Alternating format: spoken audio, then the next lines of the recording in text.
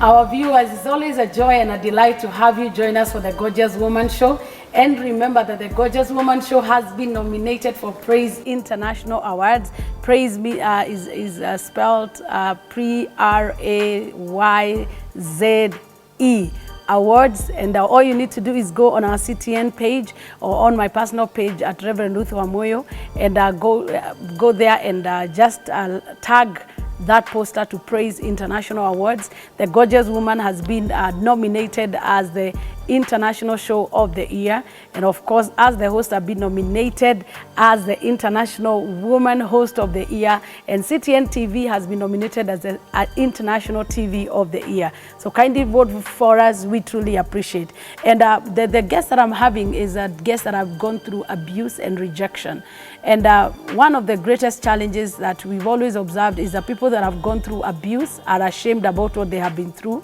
They keep it to themselves, and it complicates the issue because it brings in other issues of emotional issues, psychological issues, and sometimes physiological issues. So in case you're somewhere, you're a young girl, you're a woman, you've gone through abuse, don't allow shame to put you down and the guilt. You are not responsible for what happened. Speak up, go look for somebody that you can trust, and once you share it, that burden will be removed from you. So my guest today is none other but Lillian Alango.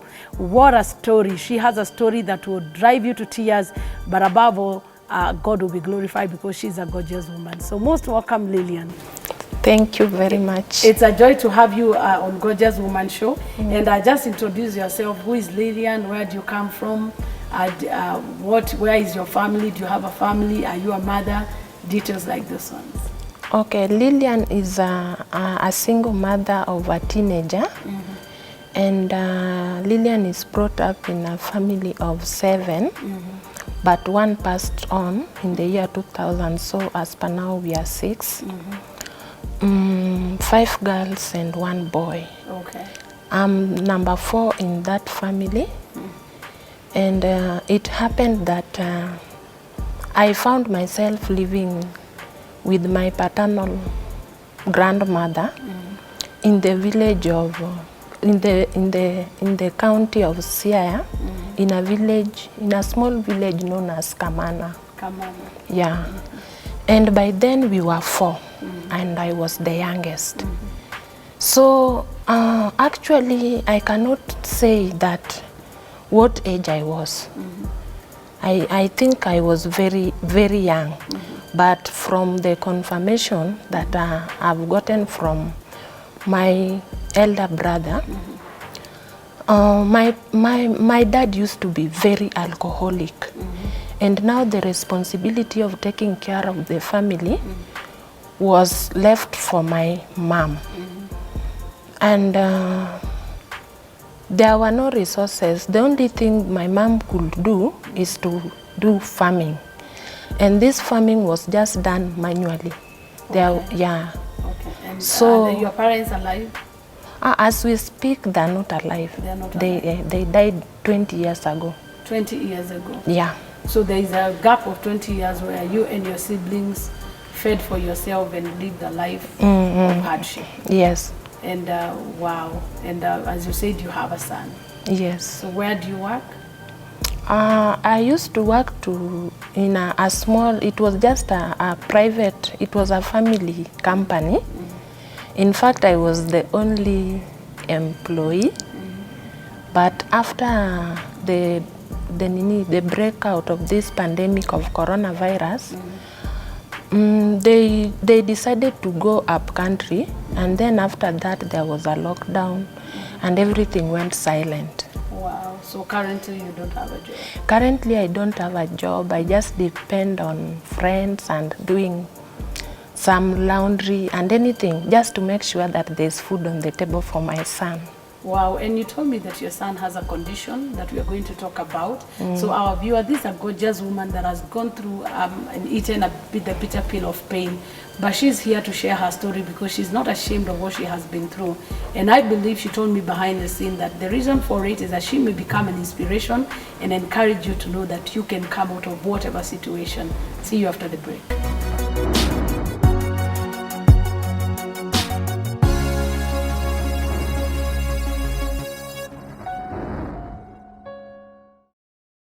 Welcome back, our viewer. As always, a gorgeous woman on set, and her story is what we are all interested in hearing, what God has done through the journey of her life.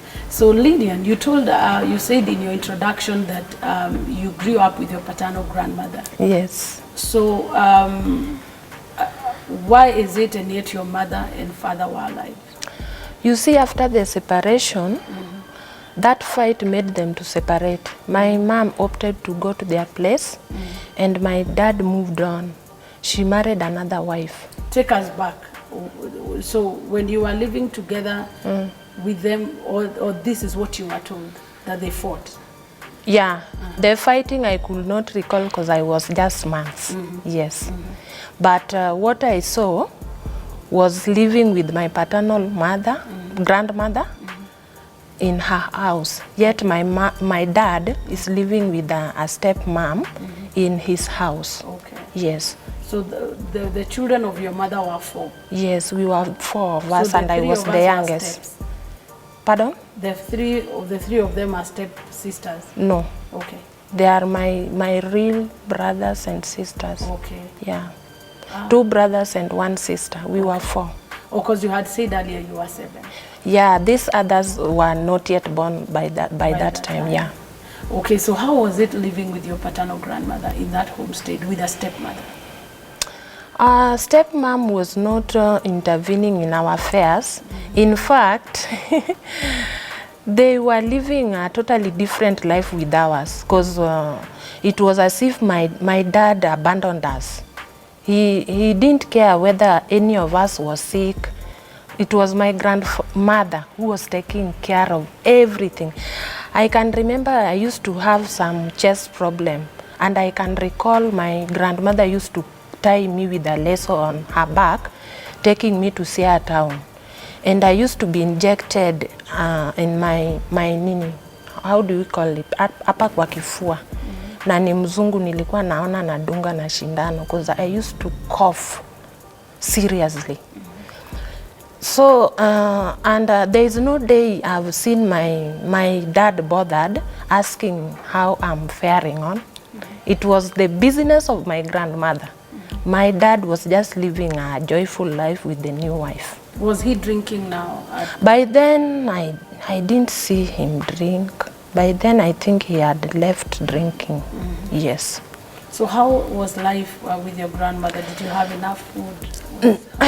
Life with my grandmother was not that good, because even my grandmother used just to do tilling of the land, and bearing in mind she was very old, so she could not till that land to be a very big land, just the much she could, with the help of other siblings of mine, the 3. And bearing in mind the eldest by then was only 12 years. And so there are times that we could sleep empty stomach. There are times we could not take lunch. And during these times, my grandmother was kind of perturbed by me since I was very young, and she thought that at least the 3 can go without, but at least me to have something. So because she could. Your mother left you when you were how old? When I was months. Months old? Yes. So you were not even aware of her? And I didn't even know that I have a mom. Yes, because sometimes I was confused. I could call my grandmother mom, and now, you know, other kids are calling my grandmother grandma. And me, sometimes I'm confused. I call her mom because I'm seeing other kids calling mom. And my grandmother used just to cover and say yes. He didn't say that he's not my mom. So where was your mother all this time? But all this time, my mom was at their place. Okay. Yeah. And she never came to see you? No. Why? What was the reason that drove her away? I think this fight that made her lose her teeth. Oh. Yeah. Your dad was that violent? Yeah.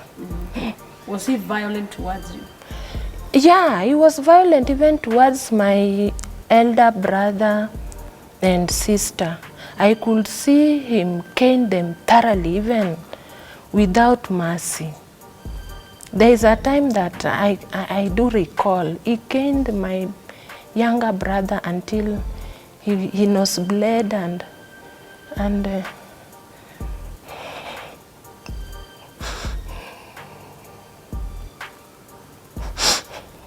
he was bleeding.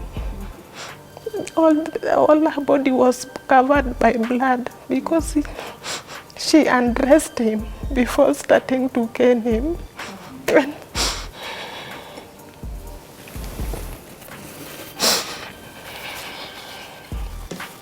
And by that time, I grew up fearing my dad. Because every time he called one of us, it's just caning. He was like a spy. He could look for tiny mistakes in order to cane us. Yeah, I can remember there was a time I was near my sister because we used to eat ugali that is just made locally.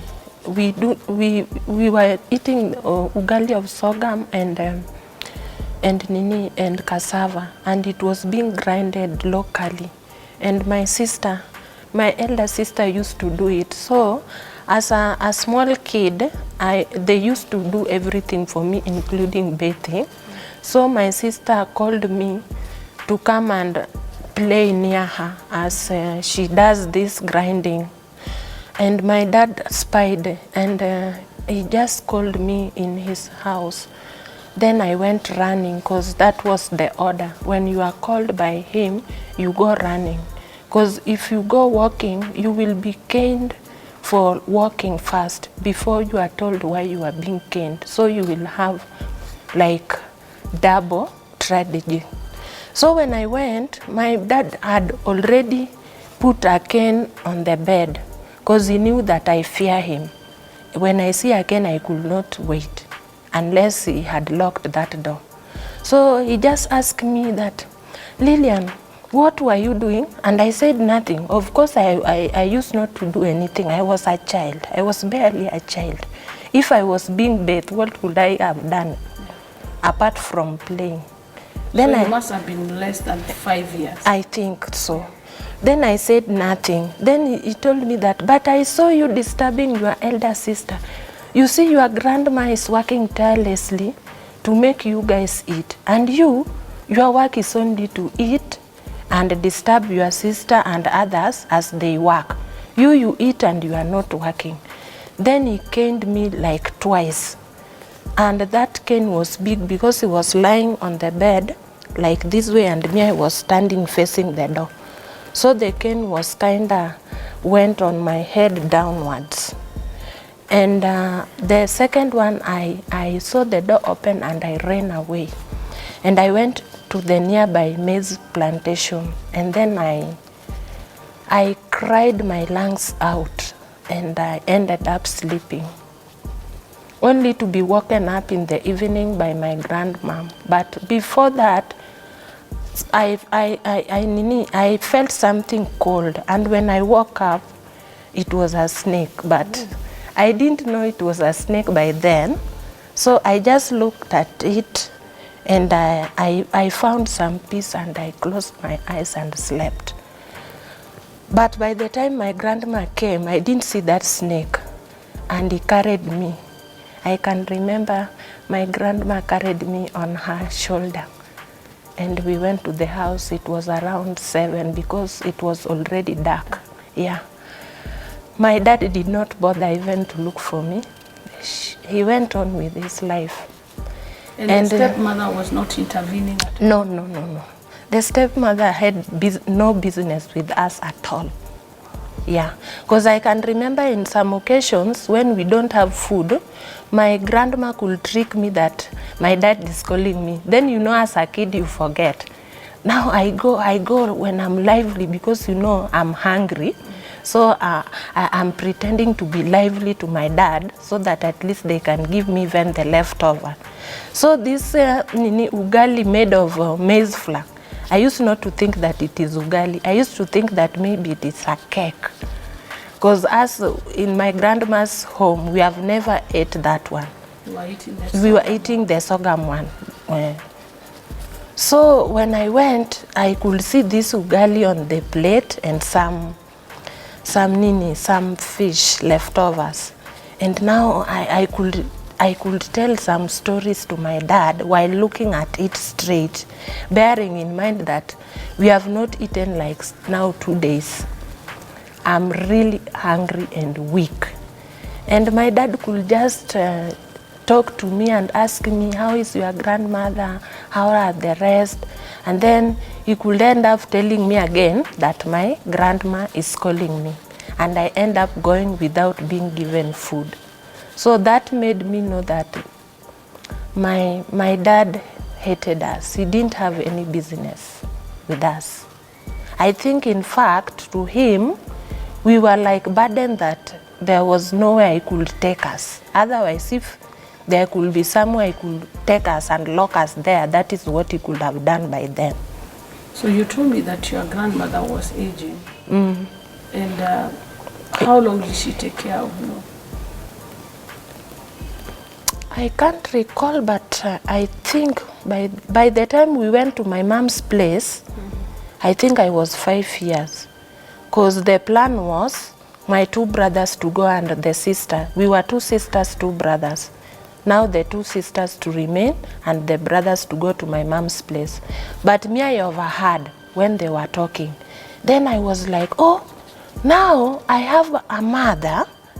Okay, I must see my mom. So that's the first time you heard that I have a mother, yes. And this is after your grandmother died? No, by this time she's still alive, but she's very old and at the same time sickly. Yeah. So that is the reason my dad told my elder brother that we go to my mom's place. And he could not even offer fare. The only thing he offered my elder brother was some trees to cut so that he could make charcoal. Then this charcoal my brother could sell, and from that money could be our fare to my mom's place. So which my brother did. Then the following day, now we were to go to my mom's place. I'm telling you, that day I did not sleep, bearing in mind that is something that they didn't want me to go. And I persisted that I must go. I didn't sleep. I was just waking up. I was having some tremor.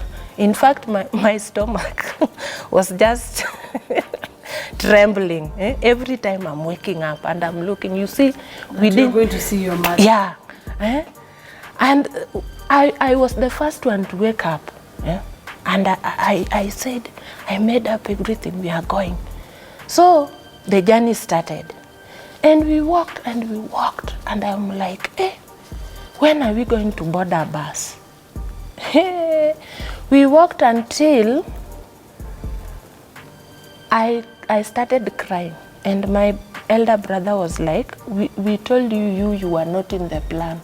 And so how old is your brother like this? Approximately how old is he? Is he a big man or? No. He's a child? By this time, my elder brother is 13 or 14. Because by this time, he was in class 7. Or class 7? Yes. And he knows the way by foot? Yeah, that is what I was amazed. But we just used, it wasn't a shortcut. We used the main road. I could see vehicles. You walked for how long? Hey, the journey that started in the morning and we reached in the evening. Oh my God. Our viewers, that's the short story of Lillian. She's been through it. We've not even heard yet what happened next. So don't touch that dial, and see you after the break.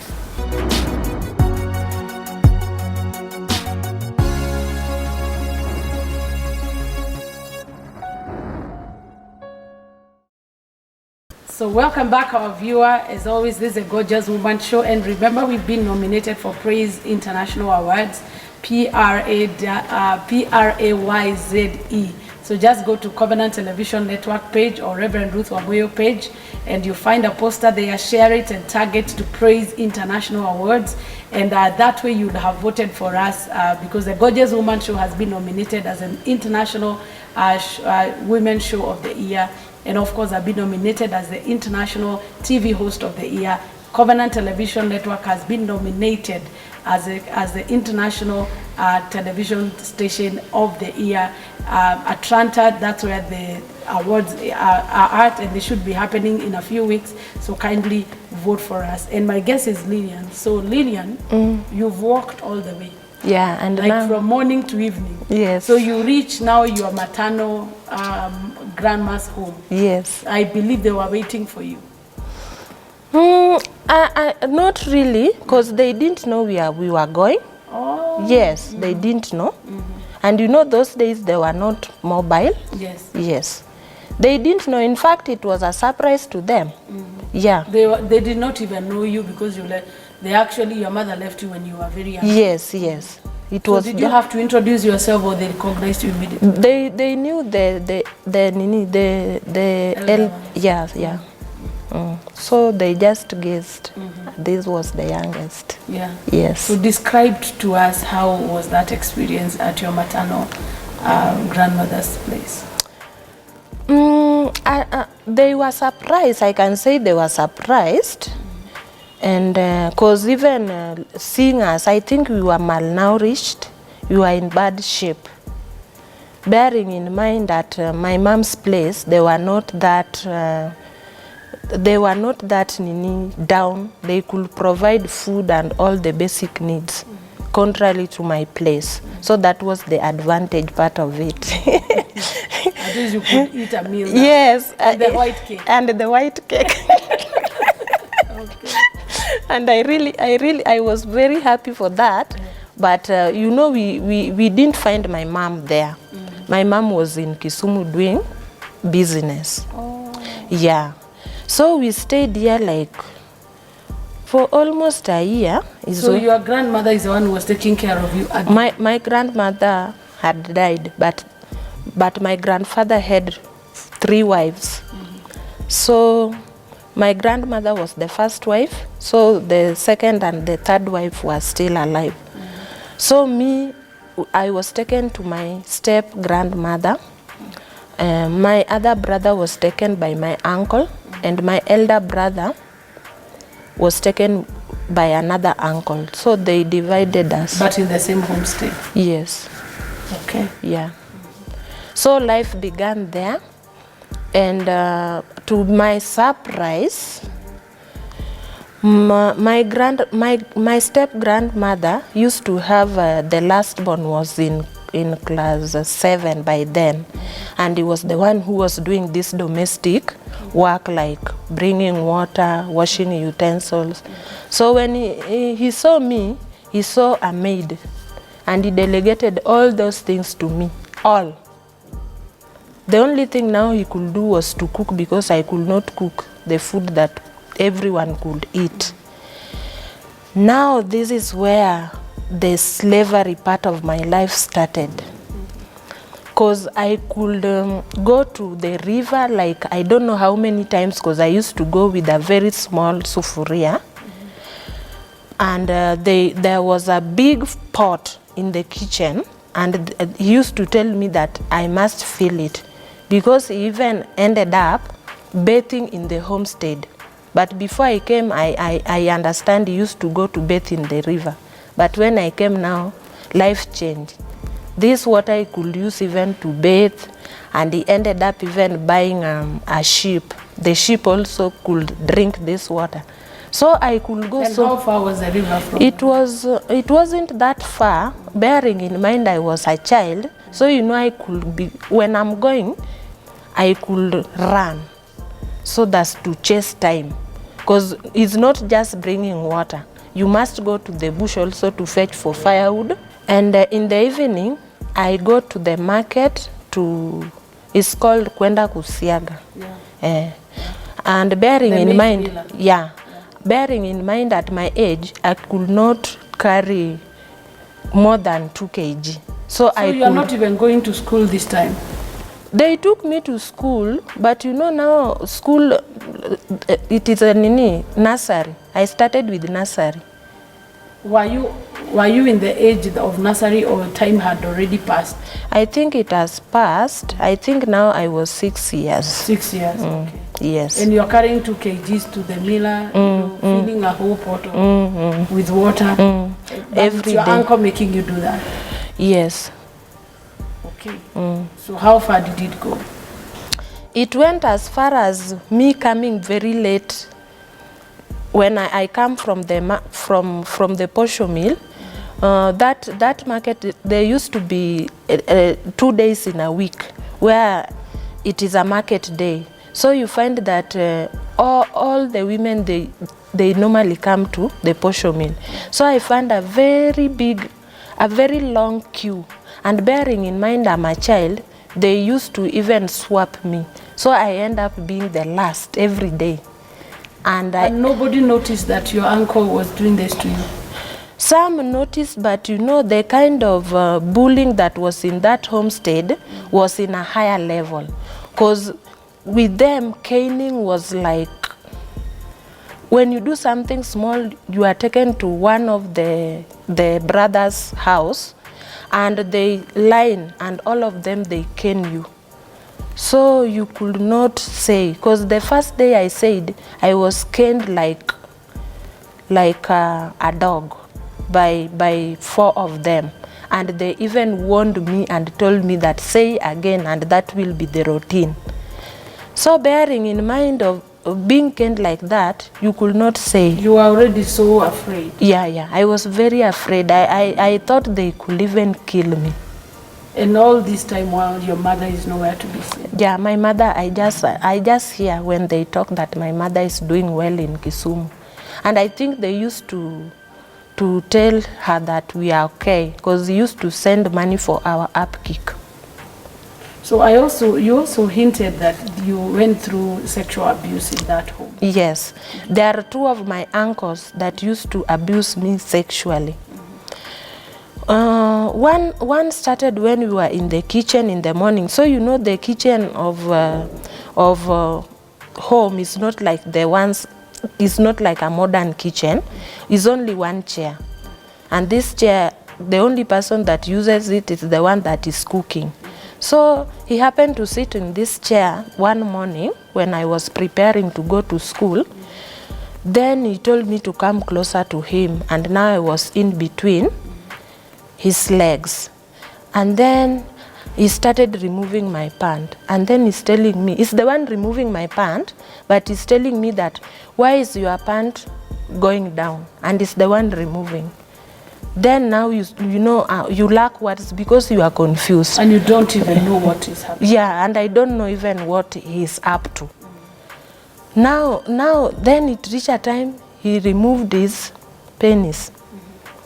And I was shocked. And he said, no, don't be surprised. Hii nyoka, hii haiumangi, hii inaendanga tu kwa shimo yake. So I'm surprised and confused and waiting to see the snake and the hole that this snake is going to. Only to see this man inserting his penis, and he's telling me that is the hole of this snake. I got confused. And that day, I didn't even like him the whole up to date. And the funny thing, up to now, we've never met again, but he's still alive. So that is the same uncle who... They used to be two. Now no, this is another one. Yeah, I tell you that homestead is a polygamous. So all the brothers, they used to eat with my grandfather in one house. Yes. And now you could not tell anyone because you... I could not tell it. Yes, I could be even killed. Did it happen again? No, this one happens twice. With the same person? With the same person. But now there is another one who used to call me to one of the brothers' houses, and he just tell me to jump to the bed and remove my pant. And this one now used to do it like anytime there's nobody. He just called me, come to the bed, remove your pant. And now the funny thing, I've tried to recall, but I cannot. The other one, I cannot recall. You cannot recall who it is?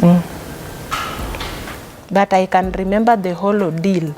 Because after that, after doing that to me, I used to go at the back of the house, and then when I urinate, I see my urine is white. Then I'm like, I have forgotten the name, and even I can't recall. It happens. But it happened. This one did it severally, not as the other one. Yes.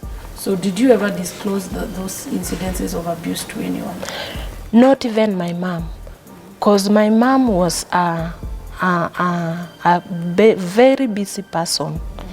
And even from the look of things, the first day my mom came to their place, I went to her with joy, thinking that she would hug me. My mom did not even hug me. He looked at me as if, and I stood there like a tree. So. And you're carrying all this baggage.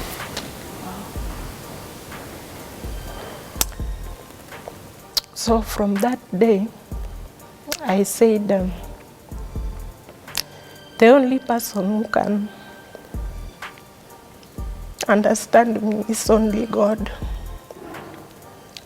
And I decided to be close to God. That day that my mom did not even give me a hug, I didn't want more from her. I only wanted a hug and love. But she failed me. Since that day, I consoled myself and I said, I'm a child of God. Only God knows my fate. And even after going with my mom to Kisumu, because you know this abuse and slavery, it went a notch higher, to an extent that my step uncle from the third mother, came and asked us, because now we were two. My mom brought my another sister of mine. A stepsister? Yes. Now we were two. And now the slavery went a notch higher. Because now my uncle has 2 slaves. And mind you, this other sister of mine, I was older with 2 years. So you can imagine. And she's not used to working. It was pathetic. So I could have mercy on her and at least do many house chores and leave just a little. Because even if I say that I'm leaving for her to fetch for firewood, the firewood that she's bringing are those ones that cannot even cook water. They cannot light even the fire. Yes. So at what point were you reconnected with your mother? Because when you said she died, I want to know if you reconnected. Yeah, we reconnected. This my step uncle took us to Kisumu, when now this slavery was a notch higher. We were being beaten. I can remember even by the time we reached Kisumu, my younger sister then had some bruises as a result of thorough caning with this uncle of mine. He used to cane us. He used to hate us. I don't know why. But apparently he died. He died when I was in class 6. Wow, our viewer, what a story. And it is amazing to see that even abuse and a lot of traumatic situations can be introduced in the home setting. So as a mother, as a father, fight for your children. Make sure that even if you don't have a lot of money, just be there for them. And she said something profound, that she didn't need money, she didn't need anything. All she needed was a hug to show that mommy cares. So every woman there, don't abandon your child. Hang in there. Even if life is tough, God will make a way. See you after the break as we hear the final part of the story.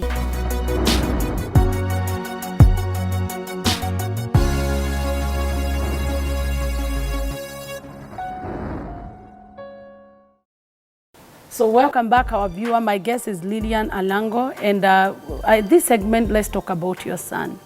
So at what point did you complete your education, or did you just become a mother to run away from what was happening? No, I really struggled because I was a very clever girl. I used to be number one, by the way, all my primary school. How I used to become number one, I don't know. And I made it even to Form 4, only that in Form 4 it was hell on earth. I used to be chased every day because of school fee. And after Form 4, now, my mom died after Form 4. So we were to stay with my elder sister, who was now by then married. And we were now 4 of us. And I think due to a lot of burden, bearing in mind that by that time my elder sister was not having even a kid, and we were there 4 of us. So my sister decided to chase all of us away. Others, he made them to go and do housemaid. And me, he just stood up one day and told me that right now, you are a big person, you should take care of yourself. By tomorrow at 9, I don't want to see you in my house. And Your own sister? Yes. And I had to look for somewhere. So I went to a second cousin and I explained to her. I didn't tell her that I've been chased, because by then I was doing a program that I was introduced to by a neighbor who saw a potential in me that my family could not see. So I told him that, I told my cousin that let me stay with you. I'm doing I'm in a program whereby when we finish, these guys have decided they will take us to college. And she accepted. Then my sister was hunting to find me. After knowing that I'm here, he ended up convincing my cousin to chase me. Your own sister that you have suffered together now, yes. She's also adopted the same habits. He chased me and then followed me to my cousin and convinced my cousin to chase me. My cousin also one day just stood up and said, Lillian, by tomorrow I don't want to see you in my house. And that is how I ended up getting my son. I went to look for a shelter. This man offered me a shelter for 2 weeks, but the 3rd week he decided to take advantage of my situation.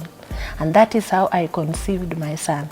We have been living with my son in a very happy way, because God gave me my son in the middle of confusion and in my darkest part of life. I embraced my son because when I gave birth to my son, I felt love. When I saw how innocent he was and helpless, I didn't want him to undergo what I have underwent. I gave him love, and we have been together peacefully until the year 2017, when an unimaginable thing happened unto him. He started growing big boobs as a teenage girl. And I was perturbed, and I asked people who have sons, and others told me that it normally happens, but after sometimes it will disappear. I waited for this one to disappear. 3 years down the line, instead of disappearing, they increased in size. Remember, this was the only source of my happiness. I asked God so many questions. I was tired of crying.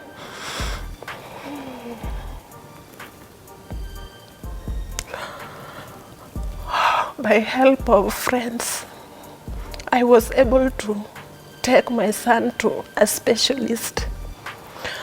And he was examined, only to be told that this is a condition that needs medical attention. It's called gynecomastia.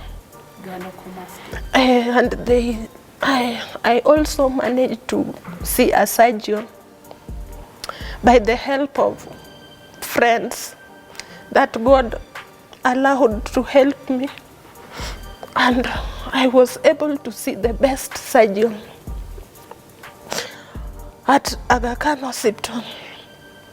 And he examined my son and he said that they're so big. And since he's a child, they cannot do one operation. They will do 2 operations.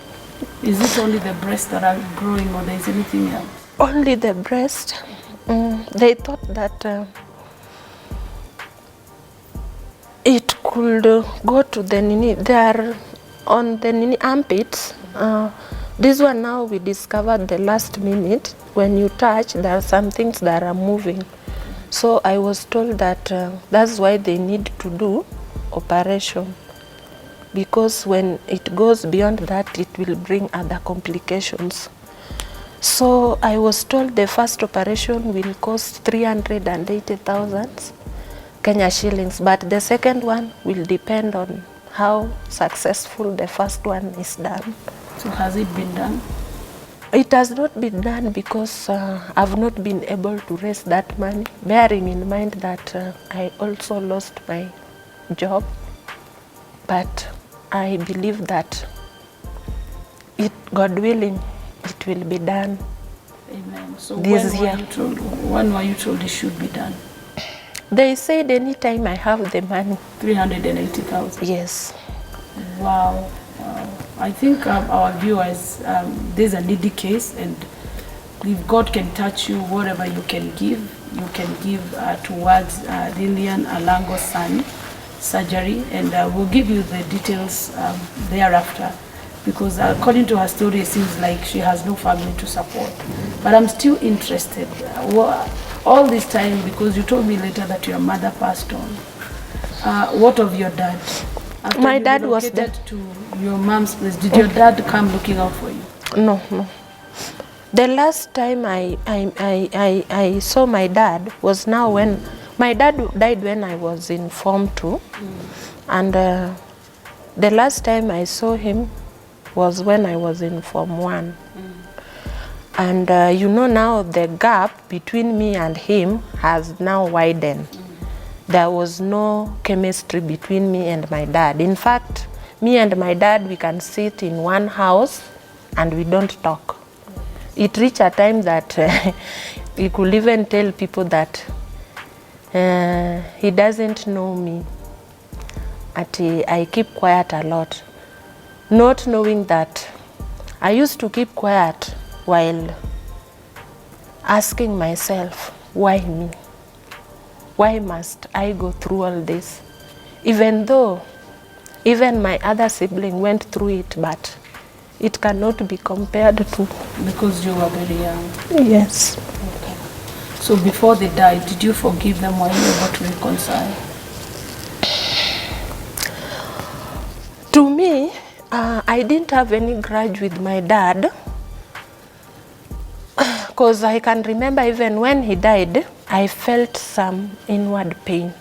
And this was an assurance that truly he was my dad. And I didn't have any grudge with him. And your mother died 2 years after? Yes. Must have been very difficult. Very. In fact, after the death of my mom, it was another hell on earth again. But I thank God. Yeah, I know God is the only person that loves me. And he gave me a second chance to live and fulfill the purpose that he created me for. Amen. But right now, what is in your hand is the health of your son. Yes. And if that is sorted, then I'll be very much okay. Yes. So our viewers with her, she has no family, nobody to support her, and we can be a blessing to her. So do you have a number that people can reach out to you? Yeah, my number is 0726 394 999. So it's 0726 394 999. Yes. Could you say that again? 0726 394 999. Yeah, kindly you can just send your contribution to her. She needs about 380,000 for the son to be done surgery, that he's growing some breast. They are calling that condition gynecomastia. Yeah. So, and it's going to be done in hospital. Maybe you're a doctor or a surgeon, you can offer to do it. Maybe you have a hospital you're watching. You can be a blessing to this lady. She's gone through pain, through trauma, through rejection. But I believe God has not rejected her. And above all, Lillian, will keep you in prayer, that God will Amen. heal you Amen. of all those wounds. And I know it's not easy to share your story, but thank you for opening up your heart, because there's somebody that has given up. And when they listen to your story, they'll be encouraged. And for your son, we pray that God will give him the help that he needs and he will recover. And from us as a CTN family, we wish you well. God bless you. God do you good. And we look forward to seeing you every Gorgeous Woman show. Share and like our page. You can subscribe to our YouTube channel at Reverend Ruth Wamoyo Covenant Television Network, and of course our Facebook pages for more stories like this. God bless you.